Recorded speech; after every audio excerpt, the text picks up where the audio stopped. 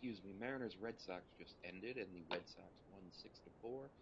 Out hit the Mariners 11-8, which actually isn't that bad, but it looked like they had a lot more just pop. Top performers today: Mitch Haniger went 2 for 3 with a home run, a walk, 2 RBIs, and scored twice. O'Neill had a home run, a walk, obviously an RBI, scored twice, and stole a base. Devers went 2 for 5 with a home run, a double, and 2 RBI. The Red Sox had 21 total bases to the Mariners 16.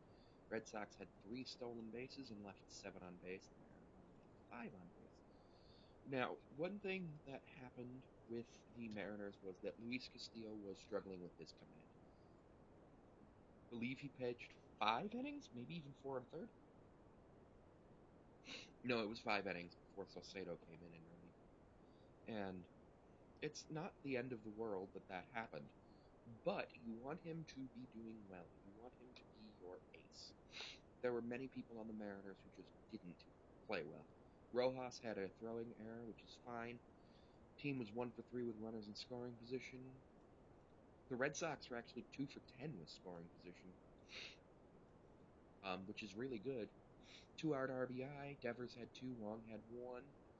They had a lot of RBI today. Every run was an earned run on an RBI.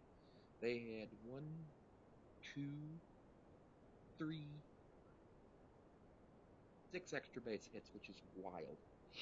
And the amount of basically they did get caught one stealing by Castillo and Cal Raleigh,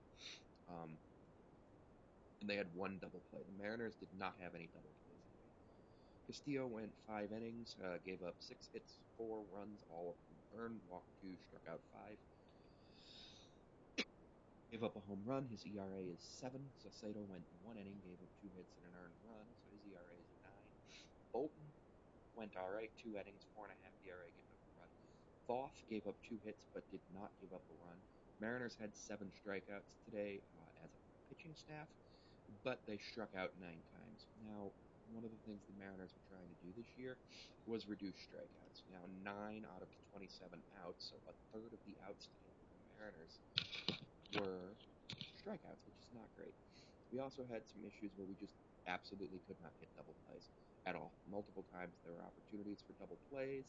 Arijas in the 8th inning could have just tagged the runner at third because there were 2 outs, but he seemed to have forgotten how many outs there were. So he threw the ball over to first. We thought it was an out. Red Sox challenged it, and they were right. They were able to get the call overturned. I'm glad that they're able to actually do replay in baseball and how quick it is. The whole replay took less than 30 seconds. So, like, that's amazing. Even if it doesn't go my team's way, I love that. I absolutely love that the replay system in baseball works. J.P. Crawford had a very bad game, 0 for 4 at the plate with a strikeout. I was not happy about that. He was not controlling the zone, and he just stared at strike 3 on the last plate appearance, which was not great.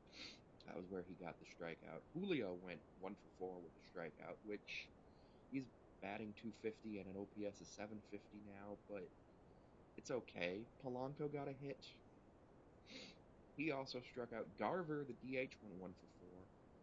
So Haniger, right fielder, 667, with an OPS of 2417, is playing the best right now. He was at bat 3 times, had 2 runs, 2 hits, 2 RBIs, and a walk, and did not strike out. Cat zone went 0 for 2. Pinch hitter Dylan Moore went 1 for 2, so he's 500 and 250, so super good home run there. Ty France also went 0 for 4. We had multiple people play third base. Well, Luke Raleigh was going to play third base.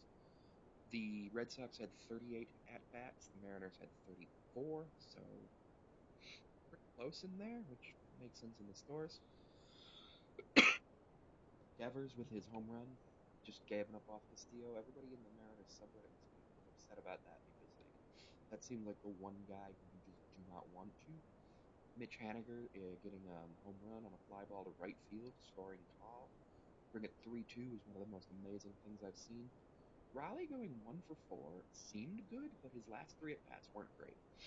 They just weren't great. He didn't seem like he was controlling the zone. And you'll hear the Mariners play talk about control the zone all the time because when you control the zone, and as a batter or a pitcher, you get ahead in the count.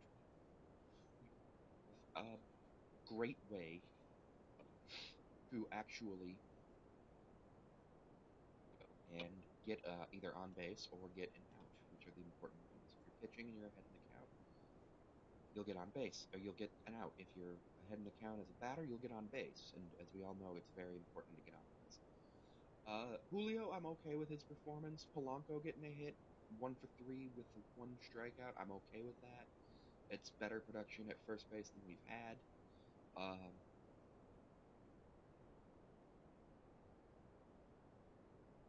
oh, he got hit by a pitch. He got hit by a pitch. I forgot how he got on base the other time. Garver being 1 for 4, I'm okay with that. Raleigh being 1 for 4 with a run, I'm okay with that. But the strikeout and not controlling the zones, I'm not okay with that. Haniger is gonna regress. Obviously, you don't have a 667 batting average after the first week.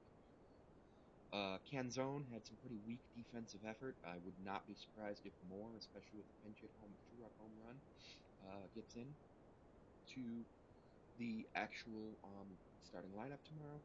Mariners play the Red Sox again at T-Mobile Park tomorrow at 9:40 Eastern Time, 6:40 p.m. Pacific.